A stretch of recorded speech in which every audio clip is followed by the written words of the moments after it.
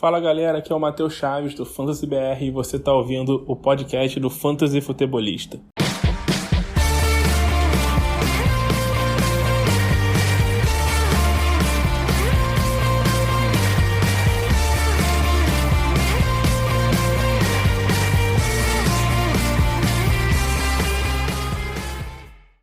Fala galera, sejam todos muito bem-vindos a mais um podcast do Fantasy Futebolista. Eu sou o Guilherme Gianni e no episódio de hoje nós vamos falar sobre a troca do Julio Jones. Vamos dissecar toda a troca do astro Julio Jones para o Tennessee Titans.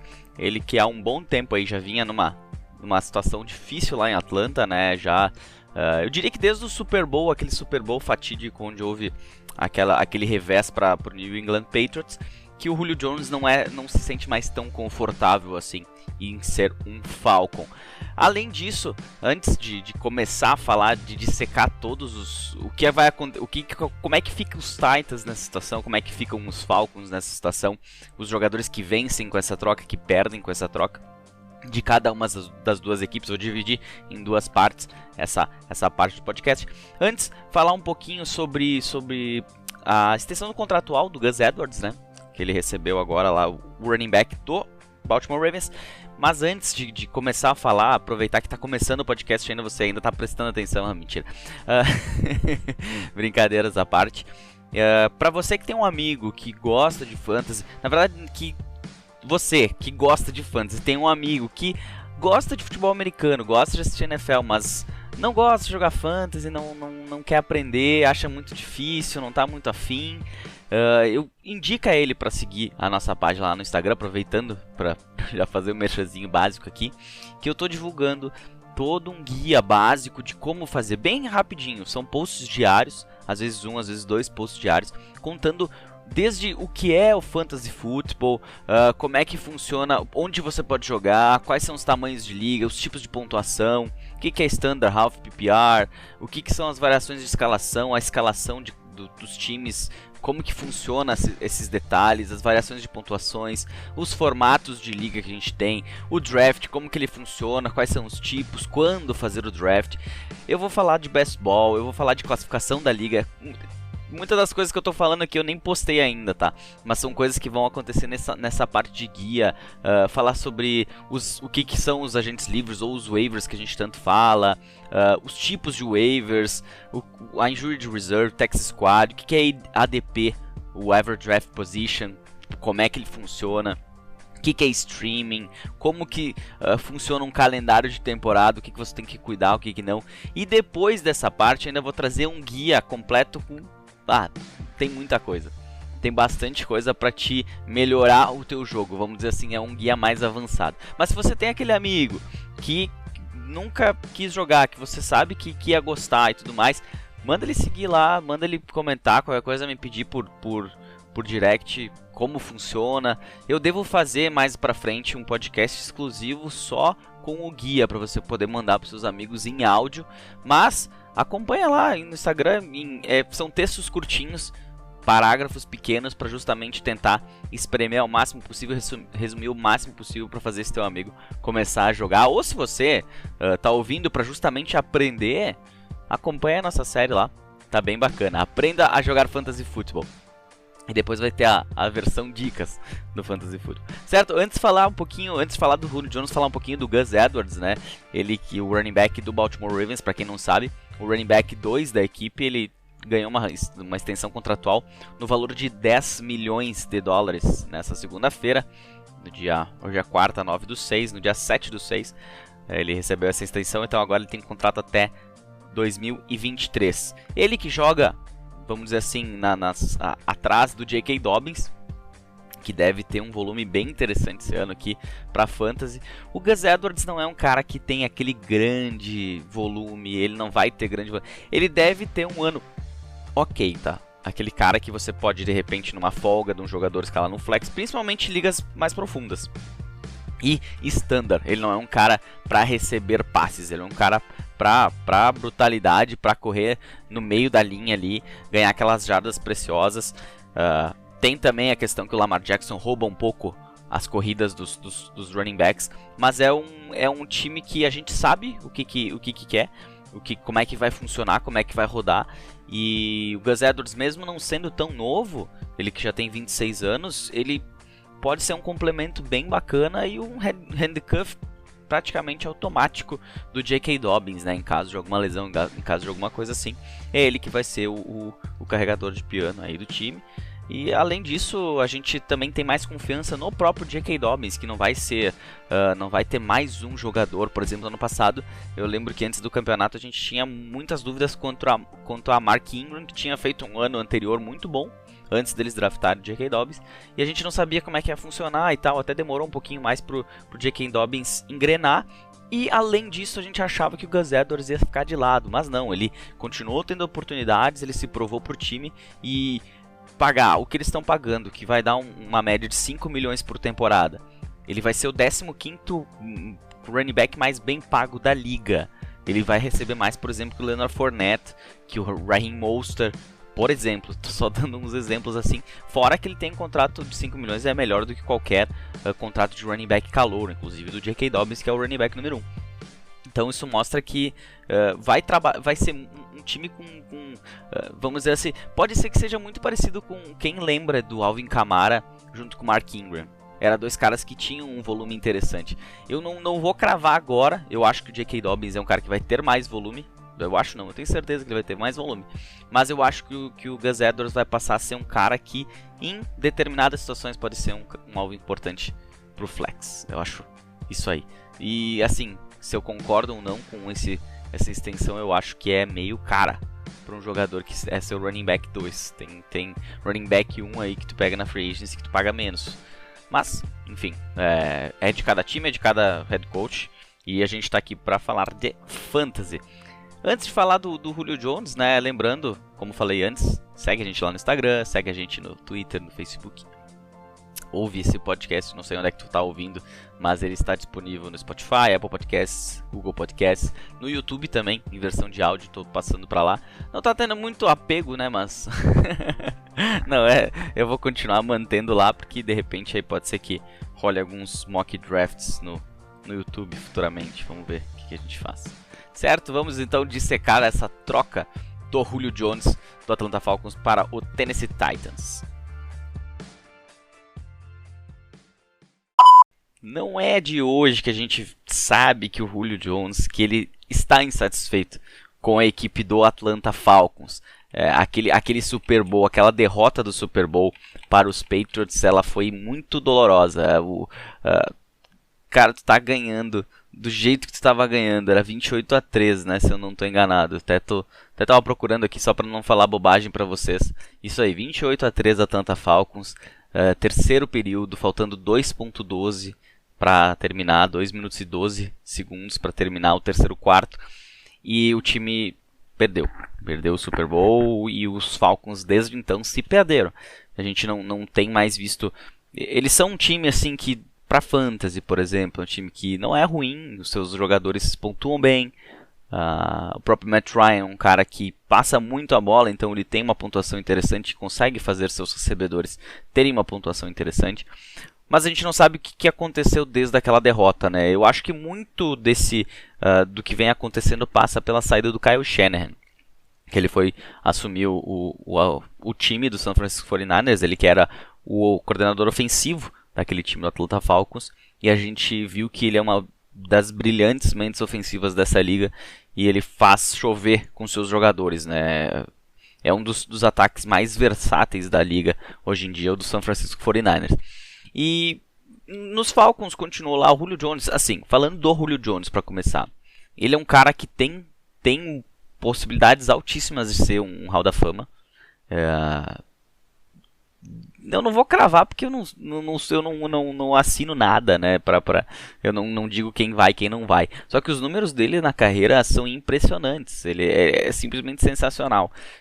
Assim, se vai comparar os números, por exemplo, dele do Julian Edelman, não tem comparação à produtividade do Julio Jones. Ele nunca foi um cara de muitos touchdowns, né? Ele só teve 10 touchdowns numa temporada. O seu maior número foi 10 em 2012. Agora, em questão de jardas, caramba, ele tem 10 anos de liga, tá? Em anos que ele jogou, vamos ver aqui, que ele esteve disponível em mais de 10 jogos, ele só não teve... Em um ano ele não teve mais de 1.000 jardas. O cara é um fenômeno. Só isso que ele é. Chegou em 2015, chegou a ter 203 alvos na sua direção, 136 bolas recebidas, 8 touchdowns. Foi, de repente, produtivamente foi o seu melhor ano, entre jardas, touchdowns, recepções e tudo mais. E tanto que isso acaba se refletindo direto no Fantasy, né? Pegam os números dele em Fantasy, nesse ano aí ele foi o segundo em PPR e o terceiro em Standard, na posição dele, claro. Mas ele sempre esteve muito próximo do top 5 da posição. Mesmo 2019, mesmo 2018, agora que ele já com 30 anos. O ano passado foi complicado por suas lesões, ele não conseguiu se manter saudável. E acabou virando o número 2 da equipe, né? O Calvin Ridley, ele se destacou bastante, tanto em produtividade como até em touchdowns, né? Ele é um cara que, ele já no seu primeiro ano de liga, ele já bateu os 10 touchdowns, que foi o máximo da carreira do Julio Jones. O Julio Jones, depois dos 10, teve 3 temporadas com 8. E o Calvin Ridley já teve uma temporada de 9, que foi ano passado, quando ele terminou em quarto em Standard e quinto em PPR. Isso com 1.300 jardas e 90 recepções. É um cara que produz pra caramba. É um cara que... Assim, começar falando então desse efeito saída do Julio Jones do Atlanta Falcons. Depois eu vou falar o impacto da chegada dele lá no Tennessee Titans. Eu não... Se alguém disser assim, o Calvin Ridley agora vai ser um espetáculo, um fenômeno. Cara, ele já é. Né? Ele já era o wide receiver 1 da equipe. O Julio Jones não conseguiu se manter saudável. Ele foi bem. Ele conseguiu segurar o rojão e produziu bastante. Então ele já está numa posição boa. Ele já tem... no ano passado ele teve 143 targets. De repente esse ano ele bata aos 150. Mas não que ele vai ser assim... todos os targets do Julio Jones vão ir lá para ele, pro Calvin Ridley. Até vou pesquisar aqui os targets Atlanta Falcons 2020 e também para falar para vocês em números exatos lá do Tennessee Titans o que tá vago lá. É um absurdo. Então, o Calvin Ridley teve essas 143 targets e logo atrás dele, só complementando aqui o Calvin Ridley, o que essa saída do Julio Jones provoca nele é uma segurança. Eu tenho a segurança hoje de dizer que ele é o número 1 da equipe, que o Julio Jones, mesmo que estivesse saudável, a gente não sabia se ele não ia ganhar. Ele acaba perdendo alvos para o Julio Jones, é quase uma certeza, mas agora ele tem caminho livre e ele vai produzir, ele vai ser muito mais seguro do que... Acabou aquela discussão de quem será que é ou não é. O ano passado a gente tinha muito isso, né? E agora está definido. E ele é assim, não vou dizer um vencedor, porque ele já é um astro no Fantasy Football, mas com certeza ele vai passar a ser um cara muito mais seguro. Ele vai ser escolhido mais alto do que normalmente ele vinha sendo. Para mim, o grande vencedor dessa saída lá na Atlanta Falcons é o Russell Gage, o wide receiver. Ele que teve 110 alvos no ano passado, contra 68, por exemplo, do Julio Jones. Para te ver que em alvos não representa tanta coisa no ano passado. 68 alvos apenas em função do pouco que ele jogou, né? Ele esteve presente em 9 jogos apenas. E o Russell Gage, ele teve uma segunda parte de temporada muito bom. Vamos pegar os números aqui, só para a gente falar mais certinho. Com o passar da temporada, se pegar no final do ano, ele ali nas semanas 13, 14 e 15, ele foi um ótimo jogador para se ter encontrado nos waivers de graça. Em half PPR, por exemplo. Ele fez 13.10, 16.26 e 15.30. É um cara que daqui a pouco estava no teu flex. Uma ótima pontuação para ele. Ele começou, as 2 semanas foram boas. Depois ele teve uma queda, tudo mais. Tem pouco tempo de liga. Ele não é um cara assim... um super astro, né? Ele não é o Calvin Ridley, mas ele automaticamente ele já foi o wide receiver 2 ano passado, mas agora ele realmente vai se tornar o wide receiver 2 da equipe e um nome a ficar de olho aí na metade do draft, de repente, pra ser teu flex garantido, assim, não aquele cara que vai jogar no flex de vez em quando. E o restante, vamos dizer, de wide receivers, ainda é muito aberta essa situação. A posição de wide receiver 3 é muito... ainda tem espaço para isso. O que chama bastante atenção, no caso agora dos Falcons, vai ser a posição de tight end. A equipe não vai jogar com Hayden Hurst, não vai renovar com Hayden Hurst para a opção de quinto ano dele, que seria no ano que vem. Então, o ano que vem ele é agente livre. E a equipe draftou o unicórnio, o Kyle Pitts. E é nele que, assim, eu espero assim, que esses 68 targets do Julio Jones caia no colo do Kyle Pitts, porque eu consegui pegar ele em 2 das 3 Dynasties que eu tenho. Então, não que eu esteja esperando um super volume nesse ano. Até porque a posição de tight end...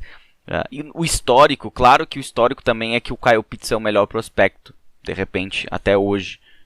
Muitos analistas de draft de calouros falam isso.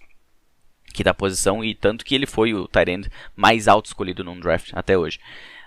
Mas o que normalmente o histórico diz é que um tight end começa a produzir mesmo a partir do seu 3º ano. Então, até lá, quem draftou o Kyle Pitts, assim como eu, por exemplo, não adianta querer cobrar e nem pense em se desfazer dele se as coisas não começarem muito bem. Se o volume não for tão alto, ainda mais esse ano com o Hayden Hurst, que, apesar de ter sido, entre aspas, um bust no ano passado, se esperava muito dele lá, ele vai estar por ali. Então ele vai receber suas bolinhas, vai ter um volume, mas a partir do ano que vem eu acho que o Kyle Pitts vai ter um caminho aberto e pelas suas características, esse ataque ele chama bastante atenção. Enquanto tiver Matt Ryan por lá, com certeza vai ser um ataque, um corpo de recebedores, vamos dizer, entre wide receivers, tight ends e até os running backs, que vão receber muitos alvos.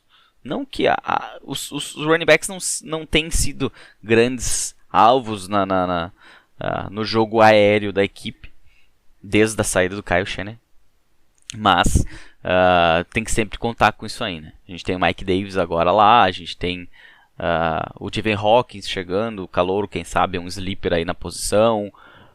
Vamos ver também como é que o Arthur Smith vai trabalhar esse ataque. Será que ele vai tentar implementar algo parecido com o que o Tennessee Titans faz? Com tentar trabalhar no Mike Davis um Derrick Henry piorado, enfim. Aquele jogo de corrida e bolas em profundidade, com 2 ótimos wide receivers, mais o Kyle Pitts ajudando. E falando assim do Matt Ryan, será que ele perde com a saída? Eu digo que não que ele perca muito, porque teve a adição do Kyle Pitts, ele tem um corpo de wide receivers até decente, no Calvin Ridley um astro e no Russell Gage um projeto de aço, vamos dizer assim, né? Não vamos hypar tanto o rapaz aí. E o Russell Gage, que se mostrou um cara bem competente. E a adição do Kyle Pitts e tudo mais, eu acho que o Matt Ryan não vai sofrer tanto com a saída do Julio Jones. Pelo menos a gente teve uma ideia já no ano passado. Então acho que vai ser mais ou menos por aí o impacto dessa saída do Julio Jones. Eu particularmente acho terrível para organização Falcons que isso tenha acontecido. O Julio Jones era um cara para ele ser o cara da franquia, para te tentar segurar ele até ele se aposentar, e ele se aposentar como um Atlanta Falcons, como um jogador do Atlanta Falcons. Eu acho que o Julio Jones era muito a cara do Atlanta Falcons, e agora a gente vai perder essa cara, porque ele vai estar num outro lugar e pode se destacar lá também, apesar dos seus 32 anos. Eu acho que ele ainda tem um pouco de lenha para queimar aí, o cara que se mantendo saudável, né? A gente sempre fala isso, mas se mantendo saudável ainda é um dos melhores wide receivers dessa liga de futebol americano. E agora falar dos Titans. O que muda com a chegada do Julio Jones? Eles são contender do Super Bowl? Não são contenders. Eu acho que... Inclusive eu não falei quanto que eles pagaram, né? Deixa eu voltar, vamos voltar a fita, dar uma voltadinha aí. A troca envolveu o quê? Julio Jones, mais uma 6ª rodada de 2023 por parte dos Falcons, que receberam dos Titans uma 2ª rodada de 2022 e mais uma 4ª rodada de 2023. é muito barato pro jogador que é o Julio Jones. Chega a ser até um desaforo isso aí. Assim, com certeza tinha equipes, inclusive, que devem ter dado até mais, só que o Julio Jones queria ir para uma equipe que tem chance, não que vire uma equipe que vire um contender ao Super Bowl, a campeão da sua conferência, enfim, mas ele queria ir para um lugar que fosse competitivo, algo que o Atlanta Falcons não ia conseguir dar para ele a curto prazo. Quem sabe em 2, 3 anos o Atlanta Falcons volte a estar nos eixos, né? Eu digo 2, bota a partir do ano que vem. Mas aí daqui a pouco o Julio Jones com 33, 34 anos, o físico já vai cada vez sofrendo mais, né? E aí ele pode perder a oportunidade que ele tinha de ter uma carreira à altura, em títulos à altura que ele deveria ter. Então ele acabou indo lá para os Titans, um baita negócio no Tennessee Titans. Não vou entrar na questão de valores, porque tudo isso ocorreu após ter uma diferença de valores ali que os times conseguirem, que o Atlanta Falcons não ficaria tão pesado para eles deixar o Julio Jones sair. Mas enfim, o que muda no Tennessee Titans com essa chegada lá do Julio Jones? O grande vencedor, começar pelo vencedor aqui, tá? O grande vencedor dessa troca é o Ryan Tannehill, é o quarterback. Não, nem o Julio Jones não é. Para mim, o Julio Jones, ele inclusive perde um pouco indo para os Titans, um sistema um pouco diferente, não é o mesmo ambiente, enfim, ele já chega como um wide receiver 2, não como o grande astro da equipe. É claro que ele vai chegar estrelado, mas ele não chega como o grande jogador, até da posição ele não chega. E assim, o Ryan Tannehill agora tem mais uma grande arma nesse ataque. Então, além de ser um ataque explosivo no jogo terrestre, explosivo no jogo terrestre, ele também vai ser um ataque que as defesas vão ficar muito apavoradas em ver A.J. Brown e Julio Jones, cada um de um lado. São dois caras grandes, físicos, que conseguem ganhar jardas após a recepção, atlético. Cara, esse ataque dos Titans vai ser bem interessante de ver. Eu quero ver como que eles vão fazer isso aí rodar. Principalmente, eu tenho medo um pouco de repente do Derrick Henry perder um pouquinho de carregadas em função dessa disponibilidade no ataque aéreo, mas acho que isso pode acontecer durante a temporada, não logo no início, até porque é um ataque que vem dando certo com o Derrick Henry. A gente via em alguns jogos que quando isso não funcionava, as coisas ficavam um pouco mais difíceis. Existiram outros jogos em que o próprio A.J. Brown conseguiu produzir muito bem. Lembrando que a gente teve também a saída do Corey Davis, a saída do Jonnu Smith. Então, em questão de talento, eu acho que o Ryan Tannehill é o principal cara que mais vai ganhar com a chegada do Julio Jones lá nos Titans. Como é que fica o A.J. Brown? O A.J. Brown ele podia ser considerado daqui a pouco até um wide receiver top 3, dependendo de como tu avalia os jogadores disponíveis, do tipo de pontuação, enfim, tudo que envolve o fantasy. Só que com a chegada do Julio Jones, ele vai perder um pouquinho. Só que a gente tem que ficar de olho numa questão muito específica aqui, que são os targets disponíveis nessa equipe.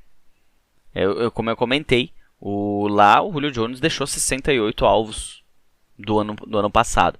Aqui nos Titans a gente teve a saída do Corey Davis, que no ano passado teve 92 alvos. A gente teve a saída do Adam Humphries, que por menor que seja são mais 35 alvos, então a gente já está com 107. E a gente teve a saída do Jonnu Smith, que são mais 65 alvos. Então a gente já vai lá para 172, se eu não me engano. É muito alvo disponível. O Julio Jones não vai receber tudo isso aí sozinho. É claro, a gente tem o Anthony Firkser, que ficou como tight end e que deve ter suas recepçõezinhas aí. Ele deve ser um cara bem interessante. É um dos meus alvos favoritos para final de draft nesse ano. Já posso adiantar para vocês. Liga de redraft, Anthony Firkser, o tight end do Tennessee Titans. Isso se você não jogar numa daquelas ligas que os caras já pegam antes porque estão hypados, né? Mas são muitos alvos disponíveis, então isso vai se separar com o Anthony Firkser, vai separar lá com o Julio Jones, vai ter um pouco pro Josh Reynolds, que ele não é um wide receiver ruim, ele vai chegar e vai ter um pouquinho. Um cara nesse corpo que eu digo que perde muito é o calouro que chegou agora, o Dez Fitzpatrick, ele que tinha uma oportunidade aí de até se tornar de repente o wide receiver 2 da equipe, foi o primeiro wide receiver escolhido pela equipe dos Titans nesse draft, e agora ele vai ficar como um quarto, ele pode ter menos... Na NFL é muito assim, né? O wide receiver 1, o wide receiver 2, depende do time, tem muito mais alvos por 1 e pouco menos por 2, mas a maioria a gente vê que tanto o número 1 como o número 2 tem uma quantidade muito próxima de alvos. Aí o 3, que seria o slot receiver, ele tem bem menos alvos, e dali para depois é muito específico. Então a gente pode ver o Dez Fitzpatrick aparecendo aqui e ali, complica um pouco também para o futuro do Josh Reynolds, de repente de querer ter uma carreira mais sólida na NFL, construir uma carreira nos Titans também vai dificultar um pouco mais. Porque da onde a gente saiu de um A.J. Brown, que seria livre lá na posição, e que poderia estourar também de uma forma negativa essa situação para ele não tendo, vamos dizer, um Corey Davis do outro lado, ele tendo um Josh Reynolds do outro lado, poderia dificultar para o A.J. Brown. Eu acho que ele tem técnica, ele teria capacidade para dar a volta por cima em cima disso e ganhar, sair vencendo, né? Como eu falei, ele poderia ser considerado até um top 3 aí da posição, já para esse ano aqui. Mas a chegada do Julio Jones também pode ajudar ele. Tu imagina, tu é um coordenador defensivo, vai enfrentar o Tennessee Titans. Os caras têm Derrick Henry correndo que nem uma jamanta, um caminhão sem freio, difícil de parar. Aí tu marca o jogo terrestre, tu libera o jogo aéreo. E aí quando tu vai olhar, tu tem A.J. Brown do lado e Julio Jones do outro. Bom, já falei isso aqui, né? Vou ficar repetindo quantas vezes. É muito difícil de marcar. Vai ser muito difícil de marcar um Julio Jones saudável e A.J. Brown do outro lado. Então o A.J. Brown eu não vejo ele como um grande perdedor. Ele vai cair um pouquinho, mas ele não é um grande perdedor. E ele ainda é o wide receiver 1. O Julio Jones chega para ser o wide receiver 2 dessa equipe. Se alguém estiver dizendo que ele chega para ser... Não existe isso. Não tem... assim... eu não gosto de falar impossível porque quando o cara sai das exatas, o impossível é a questão do 0 e 1, né? O impossível é 0. Então eu não tenho meio termo, é aquilo ali. Eu delimitei que com certeza vai acontecer. Mas eu diria que 99,99999% que o Julio Jones não tem como ser o wide receiver 1 dessa equipe em 2021. E agora, questão de perdedores, além desses que eu falei, não vejo perdedores, não consigo enxergar. Vejo mais o Julio Jones, por essa questão de estar num time novo, tudo diferente, o time trabalha muito jogo corrido, pode ajudar ele, pode, mas a gente sabia o que esperar do Julio Jones lá no Atlanta Falcons. Ele era o grande astro da equipe e aqui ele vai ser um cara que chega com status, mas que não vai ser o grande astro, provavelmente, dessa equipe aí do Tennessee Titans. Então, eu trouxe esse podcast para falar bastante, dissecar bastante essa situação, porque é um dos grandes jogadores da liga e muita gente quer saber o que acontece tanto de um lado como do outro quando uma troca dessas acontece, né? Então, fica aqui todo esse enrosco aí já aberto e tudo para você ter agora conseguir analisar na sua liga o que acontece com todos esses jogadores envolvidos, que por mais simples que seja uma troca de um jogador, ela causa impactos dos dois lados, certo? Espero que tenham gostado desse podcast aqui. Eu acho que na semana que vem eu devo começar a trazer os rankings, os rankings de posições, que são os 30 melhores jogadores por posição, cedo, né, early, né, em junho agora, já pensando lá nas ligas de redraft. Devo começar isso aí. Paralelamente vai correr a questão do guia do Fantasy e depois as dicas, que são bem interessantes. Então, por essa semana é isso. Um episódio mais curtinho, um pouco mais leve. Se bem que teve bastante informação também, concentrada, mas teve bastante. Certo? Então, um abraço a todos, um bom resto de semana. Até a semana que vem. Um abraço.